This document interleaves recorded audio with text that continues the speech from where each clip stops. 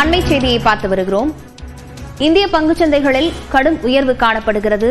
2300 புள்ளிகள் சென்செக்ஸ் உயர்ந்திருக்கிறது. இது தொடர்பான விவரங்களுடன் செய்தியாளர் ராஜா இணைந்திருக்கிறார். ராஜா, இந்த ஏற்றத்துக்கு காரணம் என்னவாக பார்க்கப்படுகிறது?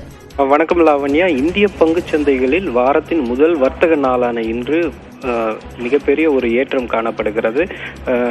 மும்பை பங்குச்சந்தை குறியீட்டு எண் சென்செக்ஸ் 2300 புள்ளிகளுக்கு மேல் உயர்ந்து வணிகம் நடைபெறுகிறது. இதேபோல் தேசிய பங்குச்சந்தை குறியீட்டு எண்ணான நிப்டி 700 புள்ளிகளுக்கு மேல் உயர்ந்து வர்த்தகம் தற்போது நடைபெற்று வருகிறது.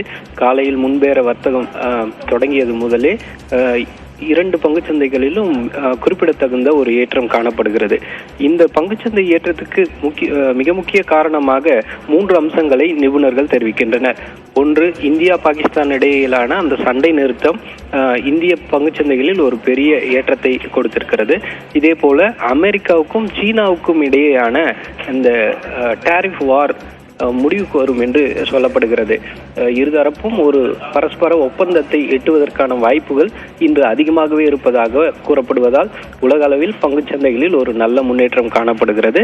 இதேபோல் இந்தியாவுக்கும் பிரிட்டனுக்கும் இடையிலான ஒரு வர்த்தகம் இன்று கையெழுத்தாக வாய்ப்பு இருப்பதாக சொல்லப்படுகிறது. இதன் காரணமாகவும் இந்திய பங்குச்சந்தைகளில் ஒரு மிகப்பெரிய ஏற்றம் காணப்படுகிறது. டெக் நிறுவன பங்குகளிலும் ஒரு குறிப்பிடத்தகுந்த ஒரு முன்னேற்றம் காணப்படுகிறது. இதில் குறிப்பாக சொல்ல வேண்டுமென்றால் இன்ஃபோசிஸ் போன்ற டெக் நிறுவனங்களில் முதலீட்டாளர்கள் அதிகம் முதலீடு செய்கின்றனர்.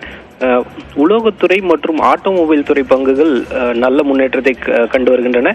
இதில் குறிப்பாக டாடா மோட்டார்ஸ் நிறுவனத்தின் பங்குகள் நல்ல விலை உயர்வை சந்தித்திருக்கின்றன.